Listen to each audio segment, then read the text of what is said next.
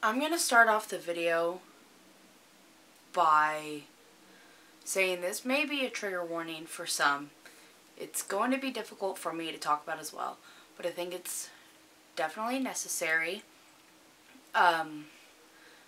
It is about answering questions people have for sexual assault survivors, because I myself am one, and I am struggling in a place in my life right now where I was in counseling for a couple of years, and my therapist basically graduated me out, and I'm trying to get back into the program right now, and I've found myself struggling a lot.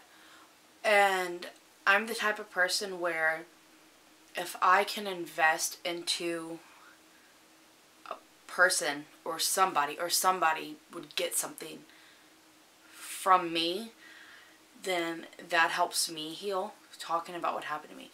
And of course, I'm not talking about what happened to me today. I put up on most platforms of social media a simple question of, send me your questions that you've ever been either too scared to ask or did not know how to ask a survivor of sexual assault. So maybe if you are a survivor and you're dealing with it, or you know somebody, or you're just wondering how, you just had a question and you did not know how to approach it, I'm going to try to answer that today, because I'm speaking as a survivor and not. And one thing that my therapist did tell me was that a lot of times when you meet somebody who's dealt with sexual violence, sexual assault, pretty much we all have the same mindset, as in our brain kind of enters into a way of survival mode, a way of thinking, so that way our bodies can cope and try to survive every day in a try to be as normal as possible. And I know that's a very kind of harsh thing to say, and kind of not rude, but I don't know where I'm going. But I just have some questions that were sent to me, and I'm going to try to answer them to my best ability to hopefully help you better understand the way someone who has dealt with this type of situation, so you can hopefully not get to know them better, but understand, so that way, because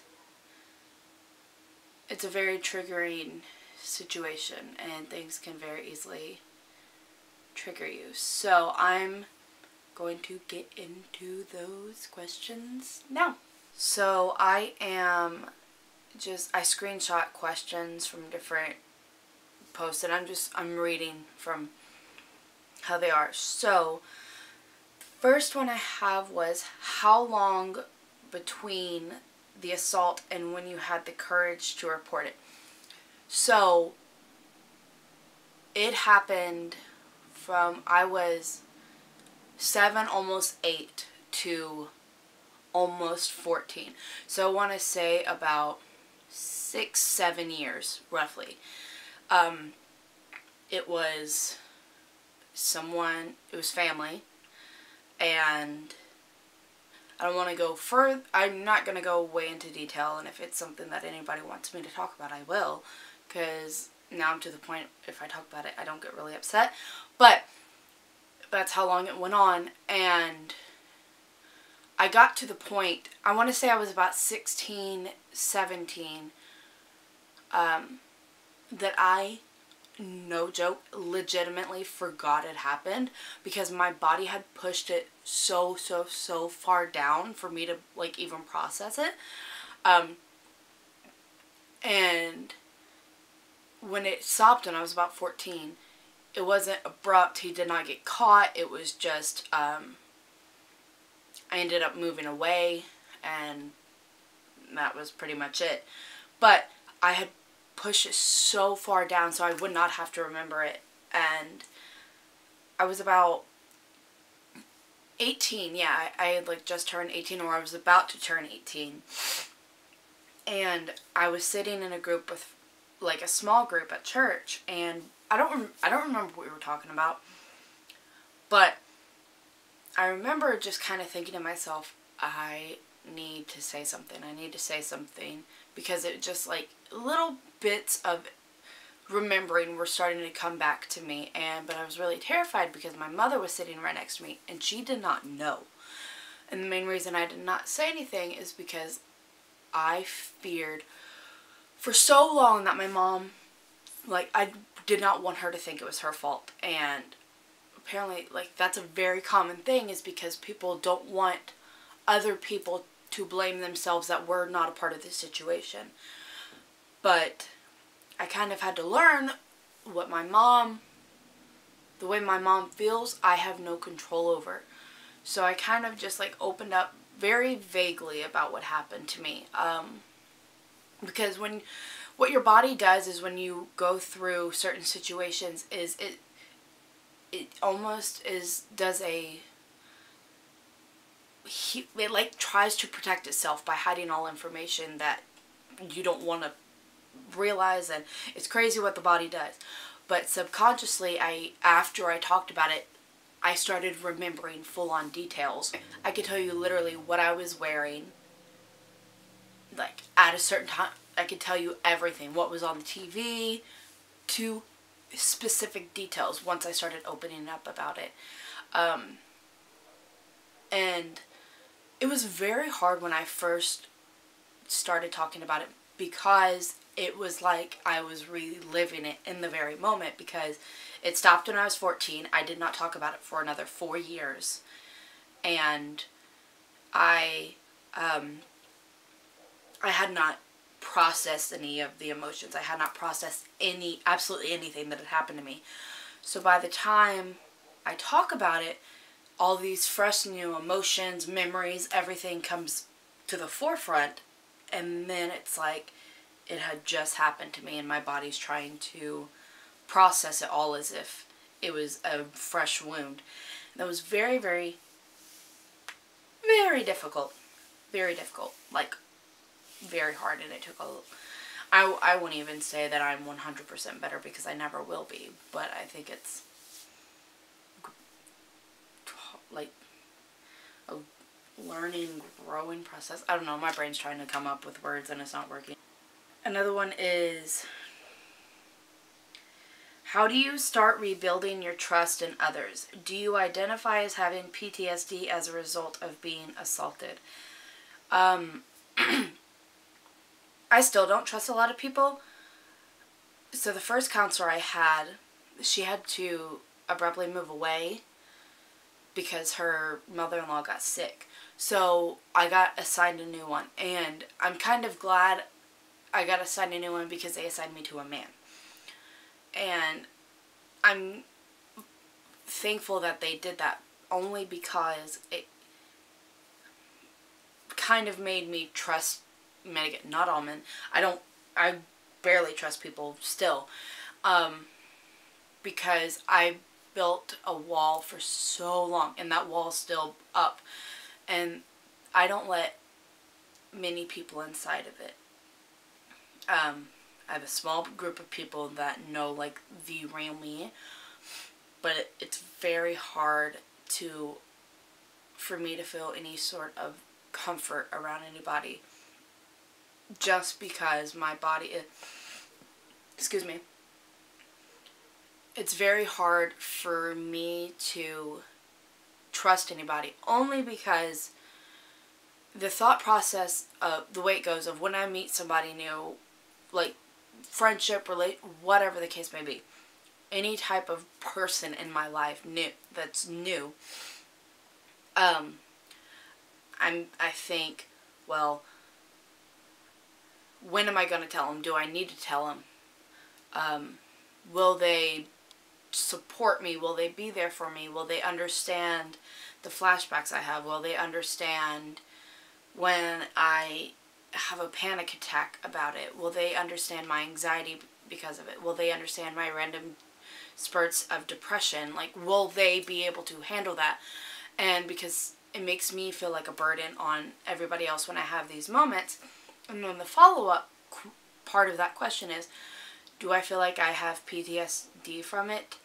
I am actually, like, my therapist said that I have all the signs of PTSD from it, only because when I see a certain truck that looks like what he had, I lose my like, I just lose my mind. If I smell Jack, like the alcohol, then that sets it off. If I smell, or like, little tiny things that were there, or apparent, or whatever the case may be, it kind of triggers me. And then he is not behind bars. He's still walking the streets like nothing ever happened, and he lives just a couple towns over from me, and that makes me very scared all the time, because I'm really scared I'm just going to bump into him, especially if I'm by myself and I don't really know what to do. I wouldn't even know how to handle it now. I would like to think that I could handle it, but I know I could not. Like, absolutely not. So yeah, it's still very difficult to even just handle. Another question was, how do you find your way back to God? Now, I know this is not going to relate to everybody, but for me, my faith is definitely something very important to me. But it took me forever to get any sort of relationship back with God, only because the whole time I was sitting there, when I would talk to my mom about everything that happened, I'm like, how in the world, would people always would say, well, God's beside you all the time. And I was like, okay, if he's beside me, then how the hell did this happen? And I kind of just had to, like, separate, like, God did not force this evil man to do what he did to me. And it was very hard for me to differentiate that he had no control over what this man did to me. He did not literally puppeteer him to do it. I'm still struggling with understanding how to have my relationship with God, and how to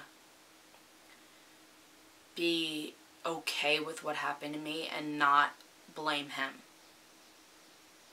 And I know that's a little difficult. It may be a little difficult to understand, because I don't know, it's a very deep subject, only because, you know, when everything was going on with me at the time, I would always have people say to me, they're like, well, God was with you the whole time. And I'm like, I call bullshit. No, he was not. But I don't know, it's just very difficult for me to still grasp. So, how do you find your way back to God? If you know, that would be great. You can let me know. I'm just trying to find a happy medium of I'm just trying to have myself have a relationship with God again. Not saying that I don't. It's just very awkward for me. I don't know. I know that's not the answer you're wanting who asked this, because I know who asked it. Obviously, I know who asked it. And I know you're struggling right now, and I wish I had the things to say on this topic, but I think it's very difficult, and I think it's something that's kind of you have to work on in your own timing, because it definitely has gotten a little bit easier for me to put trust back in God, but I'm also very much still struggling with it. Another question is, how do you handle relationships without thinking about your assaults? Or if you do, how do you handle it? Well, I don't. I was in a relationship after I started counseling, which I admit was my fault, only because my counselor was like, you don't need to get in a relationship right now. And I was like, but I do. And I met this guy, and it was great.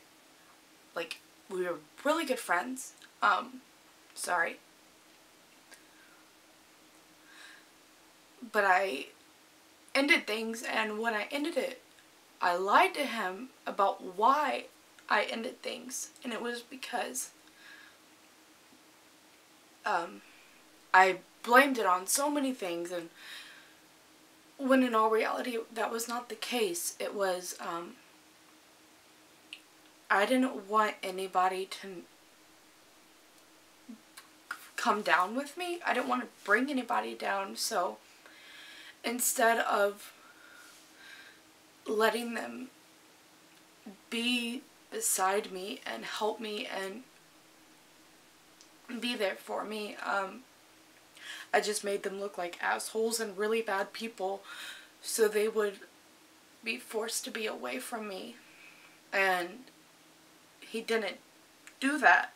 He stayed by my side. So when he wasn't leaving me, because I did not want to bring him down, I just decided to end it. And I still, to this day,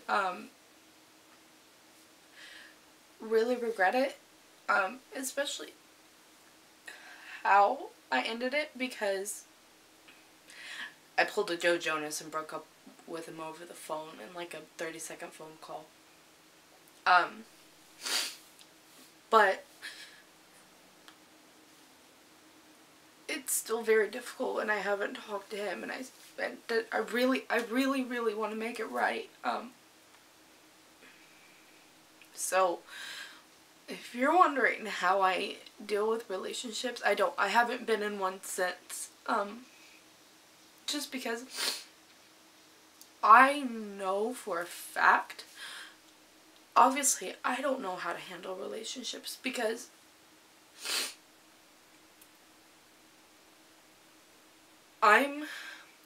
it's been 6 years. 6 years, yeah, 6 years since I came out about what happened to me. But I've only been processing it for 6 years. So I'm still very new to handling everything. And it hasn't even been a full 6 years. It was 2 years of counseling. And that's it. And so I don't know how to. And I still very much struggle with relationships at all. That's why I don't do them. And I've had many people try to set me up with people, and I do absolutely everything in my power, like everything in my power, so that I completely just turn them off. I make them not want to like me at all. I find every excuse in the book to not do relationships, because I messed up my last one a lot, and I'm scared of doing it again and again. So it's easier to be alone for me. It's because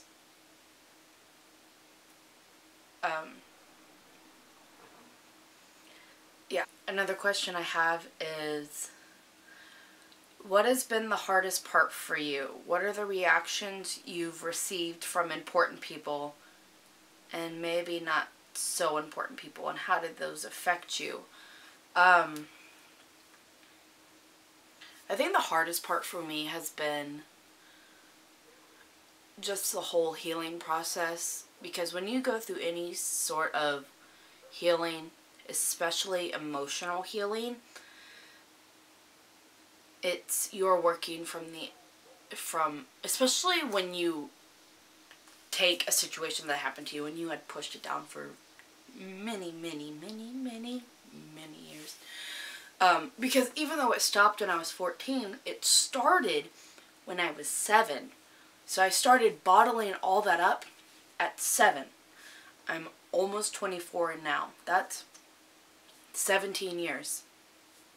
Did I have math right? Yes, that is 17 years of suppressing emotions. I mean, well, no, I guess not 17. I guess it would probably be about 15.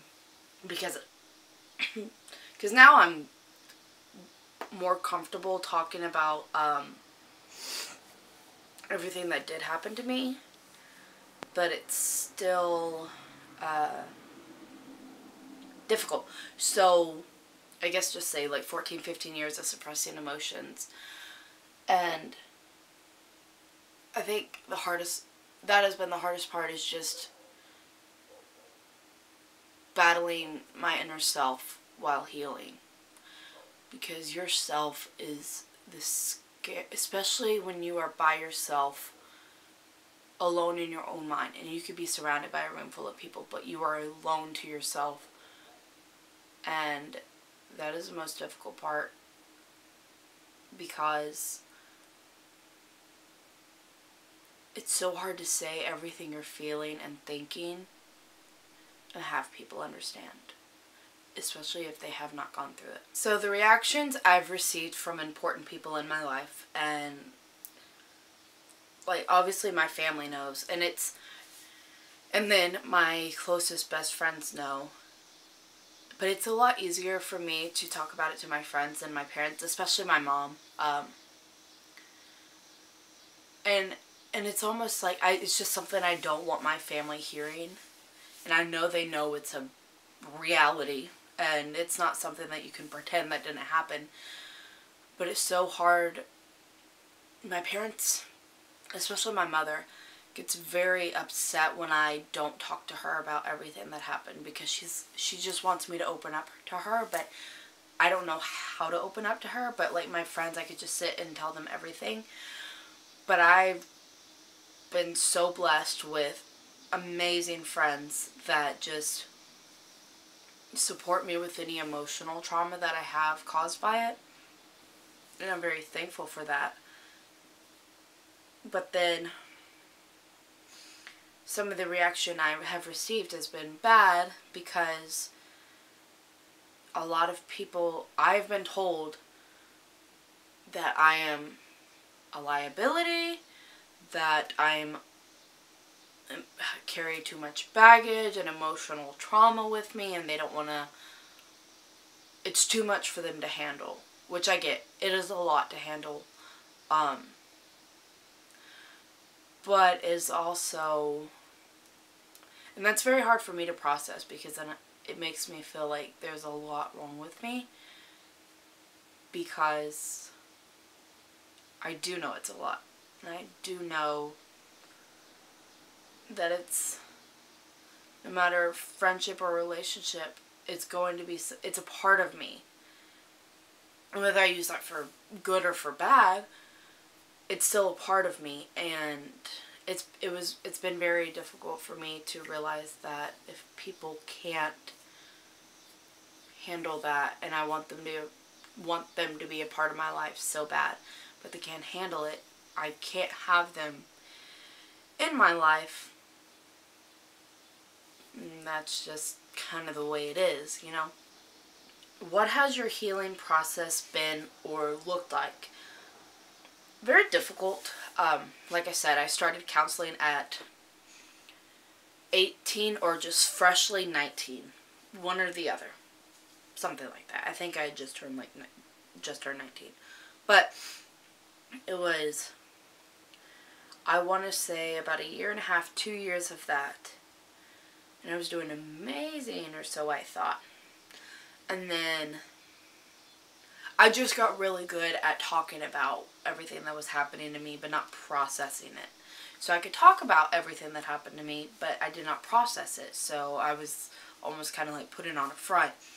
And then, obviously, a couple years of that, of not having counseling. But it's been very difficult because while I was in counseling, I went to the police, or not, I went to the detectives to try to file it and everything, and it's very hard because it happened a long time ago in a place I don't even live now. So I had to go to the original city and process everything, and it was just a very, very hard case, and that's detail that I'm not even wanting to get into right now. But it was very corrupt. And you realize how much the system does not care about survivors of, or anybody who's been in with sexual assault or domestic assault. They don't care. And that's not an umbrella statement for everybody, but who I dealt with, it was very,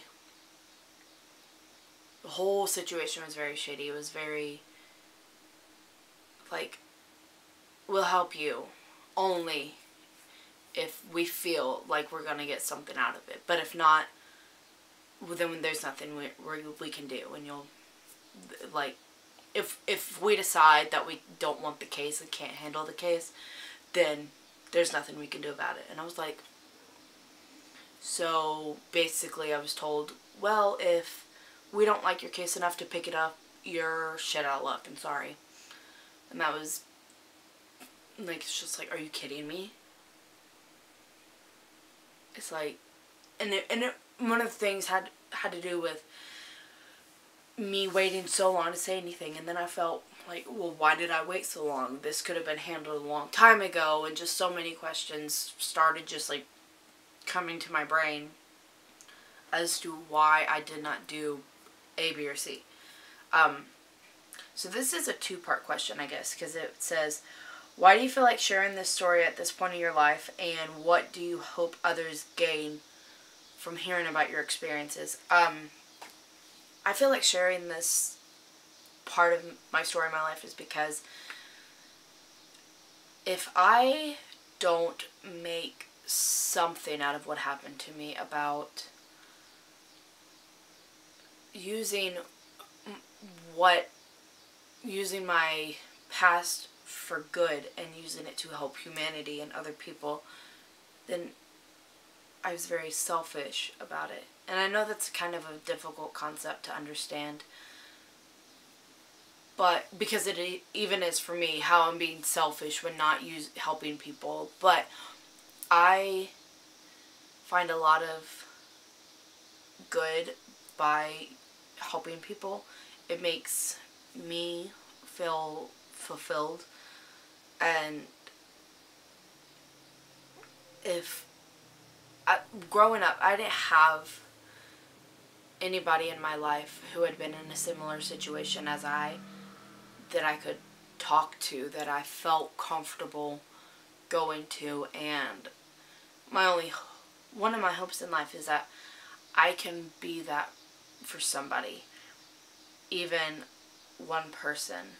You know, I've had a couple friends come to me and say, you know, this similar situation has happened to me, and, like, want to talk to me about it. And it made me feel really good because I'm like, not everything I did wasn't, me speaking about it wasn't totally in vain, because I can try to make the best out of it and help people, because that's what we're supposed to do as humans. These next set of questions, I did save these for last just because these are kind of very intense questions and kind of loaded questions. But they're very, very good questions, so I'm just going to try to cover them. And these are not facts. These are what I think from my experience. And yeah. So, first one is, what is sexual assault versus sexual misconduct? And is there a difference? So, sexual misconduct is a lesser offense of sexual assault. And actually, let me find the technical term so I don't sound like an idiot. It says, sexual misconduct is an umbrella term for any misconduct of a sexual nature that is of lesser offense than felony sexual assault, particularly where the situation is normally non-sexual and therefore unusual for sexual behavior. So a lot of times sexual misconduct could happen in the workplace by someone saying something that is totally not appropriate, and most of the time sexual misconduct does happen in the workplace. And it's definitely, I think the difference in between sexual assault and sexual misconduct is, I think there's one difference, and that sexual assault is acted upon. Because sexual assault just doesn't happen. It is a premeditated thing. Whether on who it happens to or when it happens. No one just, and I literally hate the term, well, or hate the saying of, oh, well, they were intoxicated. They didn't know what they're doing. Yeah, I call bullcrap. Because all alcohol does is take away your brain filter that says, this is good, this is bad. So you already had the preconceived idea of it. It's a premeditated offense. And I think that's the big difference in between sexual misconduct. Because for you to make comments like that, or harsh terms or whatever towards somebody, you've obviously thought about it. So when sexual assault happens, it is when you actually act upon these sexual, I don't want to even say sexual urges, they're just evil urges that you have. Because even if it just happens like once, like at a party, you still thought about it. You still had the idea. And it's still something that you thought, like you meditated on doing it. And then you acted upon it. I know that's kind of a loaded answer, and there's a lot of, it was kind of all over the place. That's one, how I talk in real life. Two, I think for me that's kind of how I see it. This last question is very much a loaded question, but I'm going to read it as it is typed, and then I'm going to break it down. Okay, so it says, do you feel like every gender is taken seriously when they come forward? I have noticed that males are often silenced or ignored when it comes to most types of abuse. In popular media and the way it's discussed, it seems like only straight women are victimized by only straight men, when I know that's not the case. And what can we do to make men and women who come forward feel heard while making everyone feel safe and included in the discussion? So, I definitely think that when you hear about cases of sexual assault, it's always man did to woman, when that is 100% not the case. It is, this statistic was from like 2015, so it's probably sadly worse than that now, but it's 1 in 4 women and 1 in 6 boys are victims of sexual assault. And that is an absurd amount, because the media portrays that it does not happen to men, when that is very, very, very false. It is very much common with men, and I definitely think it's something that needs to be talked about it a little bit more. And then even when it comes to men and women who are part of the LGBT community, you never think of a man doing it to a man or a woman doing it to a woman, when in all reality that is very, very, very much true. I think media just doesn't want to highlight that. They want to make it, sexual assault, seem as minimal as possible, and so, because that's, the media is wicked and they don't want to make anything seem worse than it already is. But the thing is, it is worse. And obviously the media is not going, they're not going to do anything about it. So I definitely think it's something that people need to make others feel included. And this is my opinion, this is the way I feel, but I think survivors of sexual assault need to do a better job on helping out other survivors, in the sense of, if it did not happen from if it was a woman and it happened from a woman, or if it was a man and it happened from a woman, or if it was a man and it happened from a man, or whatever the case may be, if it's not the same type of assault that happened to you, I have come into encounters where it has been, this person met another survivor and their situation wasn't similar, as in it was not the same gender that assaulted them. And it was very hard for them to accept them into their lives. And it's not saying you have to accept them, but I do think we need to create an open space, is even for men, because the fact that the statistic is 1 in 6 men, like, really, is mind-boggling. Because I don't know if I can count, like, how many times I have heard men being assaulted on, like, the news or whatever, because it is never, ever talked about. If it's talked about, it's very lightly brushed over. Perfect example, I'm just using a big name so most people know who it is.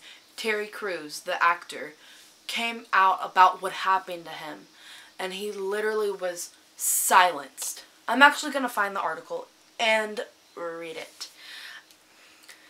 This isn't the exact article that I read, but it's one of the top headlines. So all I typed up was like Terry Crews sexual assault in Google, and it says, this is from June, like very recently. It says, Terry Crews won't be in Expendables 4 because a producer tried to silence him on his sexual assault.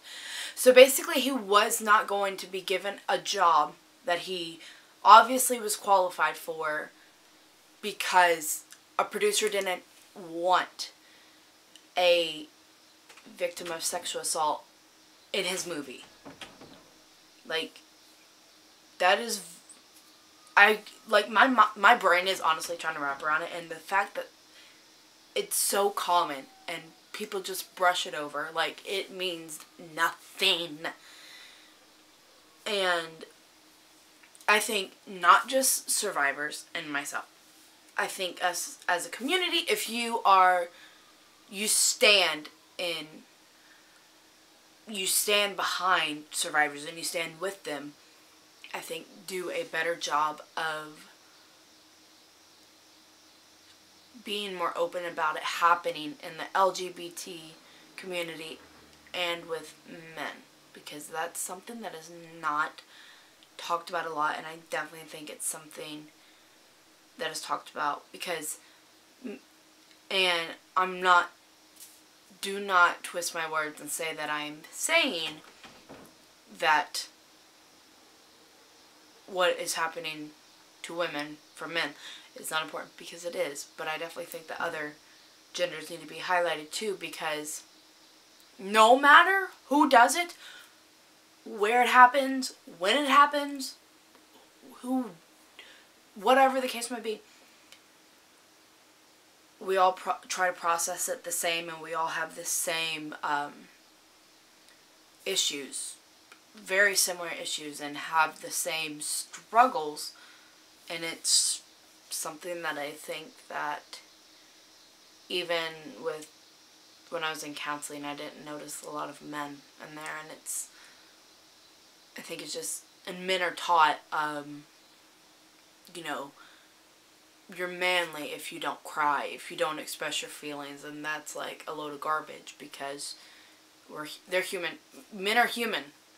Humans have emotions. Humans have to process things. They will literally like not be able to survive if they don't.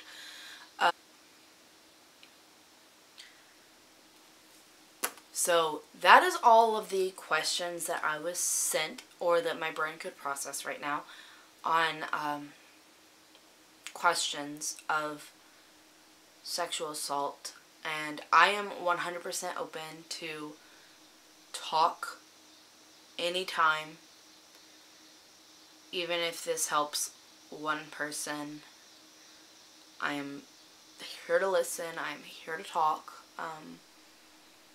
And I hope you feel comfortable coming to me and coming forward. Okay.